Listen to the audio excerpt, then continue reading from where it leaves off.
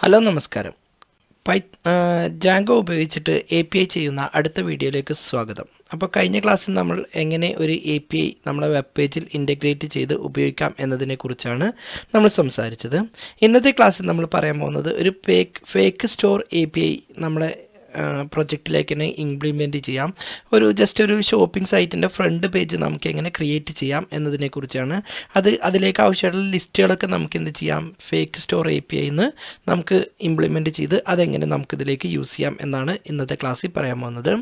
അപ്പോൾ നമുക്ക് എന്ത് ചെയ്യാം, ബ്രൗസർ ഓപ്പൺ ചെയ്യാം. ഓക്കെ, ബ്രൗസർ ഓപ്പൺ ചെയ്യാം. ഓക്കെ, ഇനി നമുക്കിവിടെ ജസ്റ്റ് എന്ത് ചെയ്യാം, ഫേക്ക് സ്റ്റോർ API എന്ന് നമുക്കൊന്ന് സെർച്ച് ചെയ്യാം. ഞാനിവിടെ വന്ന് ഫേക്ക് സ്റ്റോർ API എന്നുള്ളത് സെർച്ച് ചെയ്തു. അപ്പോൾ നമുക്കിവിടെ ഫസ്റ്റ് സെർച്ച് റിസൾട്ടിൽ തന്നെ ഫേക്ക് സ്റ്റോർ API എന്നുള്ള ലിങ്ക് ഇവിടെ കാണിക്കുന്നുണ്ട്. ഇതിൽ ക്ലിക്ക് ചെയ്തിട്ട് നമുക്ക് എന്ത് ചെയ്യാം, ഓപ്പൺ ചെയ്യാം. ഓപ്പൺ ചെയ്യുമ്പോൾ നമുക്ക് ഇതുപോലെ ഒരു പേജ് ആയിരിക്കും തുറന്നു വരിക. നേരത്തെ നമ്മൾ ജേസൺ പ്ലേസ് ഓർഡർ കണ്ട പോലെ ഇവിടെ പ്രൊഡക്റ്റ് ഒരു 20 പ്രൊഡക്റ്റ് ഉണ്ട്, കാർട്ട് ഐറ്റം എന്നുള്ളത് ഒരു 20 ഉണ്ട്, യൂസേഴ്സ് എന്നുള്ളത് 10 ഉണ്ട്.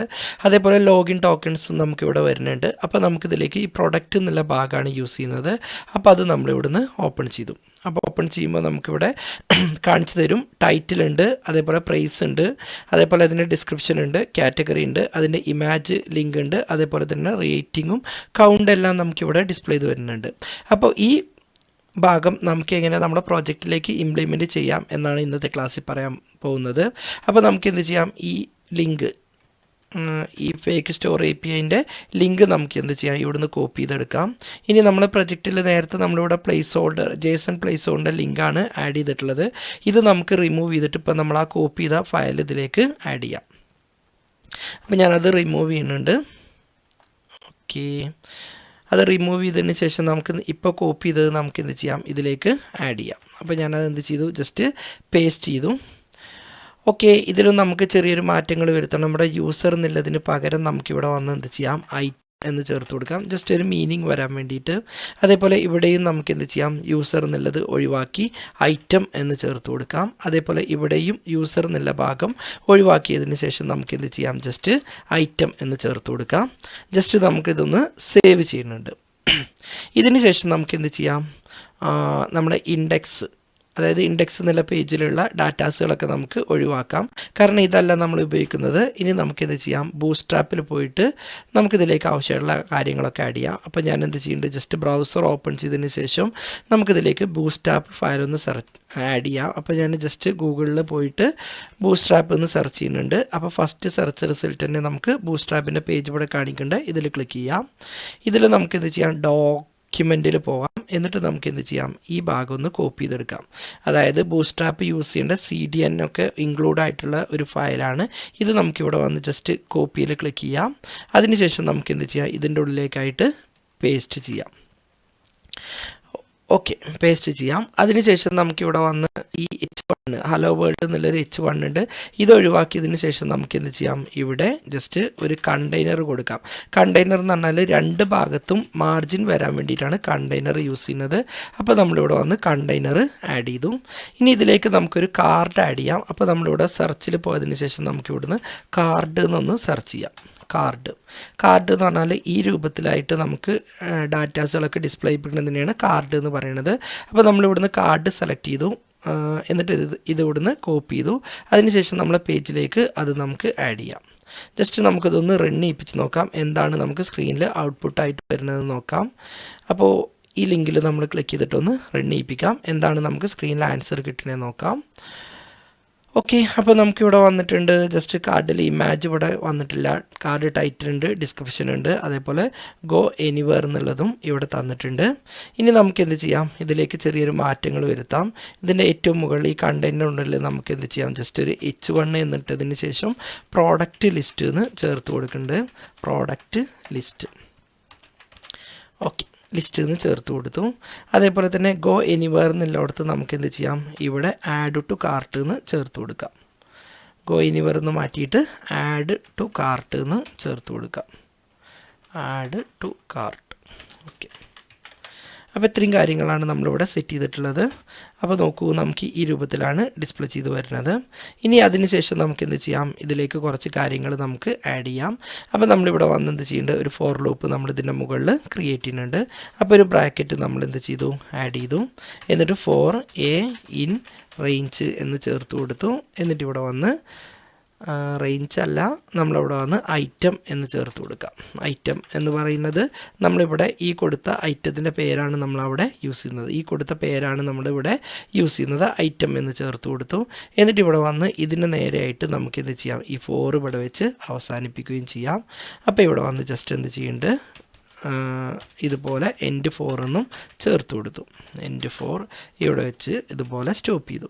ഇനി നമുക്കിതൊന്ന് റൺ ചെയ്യിക്കുമ്പോൾ നമുക്ക് നോക്കൂ, ഇതുപോലെ അതിൻ്റെ ഉള്ളിൽ എത്ര ഐറ്റംസ് ആണോ ഉള്ളത് അതെല്ലാം നമുക്കിവിടെ വന്ന് 1 by 1 ആയിട്ട് ഡിസ്പ്ലേ ചെയ്ത് വരുന്നുണ്ട്. ഇനി കാർട്ട് ടൈറ്റിൻ്റെ സ്ഥാനത്ത് നമുക്ക് എന്ത് ചെയ്യാം, ആ പ്രോഡക്റ്റിൻ്റെ പേര് നമുക്ക് എന്ത് ചെയ്യാം, ആഡ് ചെയ്യാം. അപ്പോൾ നിങ്ങളിവിടെ വന്ന് ഫേക്ക് സ്റ്റോർ APIയിൽ പോയാൽ നമുക്കവിടെ ടൈറ്റിൽ നിന്നാണ് അതിൻ്റെ ഹെഡിങ് ആയിട്ട് വരുന്നത്. അപ്പോൾ അത് നമുക്ക് എന്ത് ചെയ്യാം, ഇതിലേക്ക് ഇവിടെ ആഡ് ചെയ്യാം.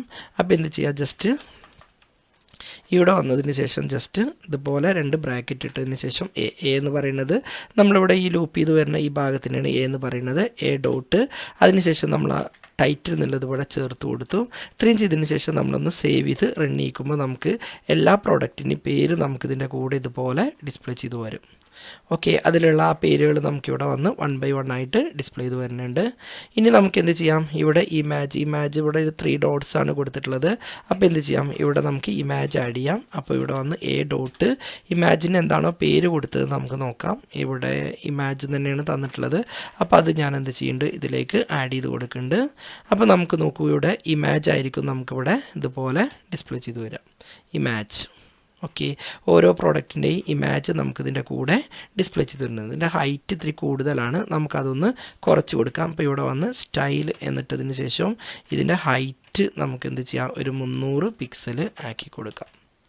കുറച്ച് ഓവറാണ്, ഹൈറ്റ് ഇത്തിരി ഓവറാണ്, അത് നമുക്കിവിടെ ഒന്ന് ചെറുതാക്കി കൊടുക്കാം. അപ്പോൾ നോക്കൂ, ഈ ഇമാജിൻ്റെ ഹൈറ്റൊക്കെ എല്ലാം ഈക്വലൈസ് ആയിട്ടുണ്ട്.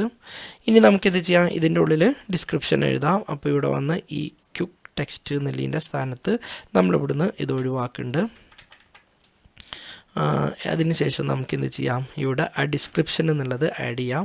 അപ്പോൾ ഇതുപോലെ നമുക്കെന്ത് ചെയ്യാം, എ ഡോട്ട് ഡിസ്ക്രിപ്ഷൻ എന്താണോ ഹെഡിങ് എന്നുള്ളത് നമുക്ക് ഇവിടുന്ന് ചെക്ക് ചെയ്യാം. അപ്പോൾ ഇവിടെ ഡിസ്ക്രിപ്ഷൻ തന്നെയാണ്, അത് ഞാനിവിടെ വന്ന് കോപ്പി ചെയ്ത് ആഡ് ചെയ്യുന്നുണ്ട്. അപ്പോൾ ഇതിൻ്റെ കൂടെ നമുക്ക് എന്ത് ചെയ്യും, ഡിസ്ക്രിപ്ഷൻ ആയിരിക്കും അവിടെ ഡിസ്പ്ലേ ചെയ്ത് തരാം. ഒന്ന് നമുക്ക് റീലോഡ് ചെയ്ത് നോക്കാം. അപ്പോൾ നോക്കൂ, ആ കറക്റ്റ് ആ പ്രോഡക്റ്റിൻ്റെ ഡിസ്ക്രിപ്ഷൻ തന്നെ ഇവിടെ ആഡ് ആയിട്ടുണ്ട്. കുറച്ചധികം ഡിസ്ക്രിപ്ഷന് ഡാറ്റാസ് ഉണ്ട്. അപ്പോൾ അത് ഇവിടെ വന്ന് 1 by 1 ആയിട്ട് നമുക്ക് ഡിസ്പ്ലേ ചെയ്ത് വരും. നമുക്കത് കുറച്ച് ബോറായതുകൊണ്ട് ഞാൻ അതെന്ത് ചെയ്യുന്നുണ്ട്, ഒഴിവാക്കുന്നുണ്ട്. ഡിസ്ക്രിപ്ഷന് പകരം ഞാനിവിടെ വന്ന് പ്രൈസ് എന്നാണ് ചേർത്ത് കൊടുക്കുന്നത്. അതിൻ്റെ പ്രൈസ് എത്രയാണോ അത് പ്രിൻറ്റ് ചെയ്യണം.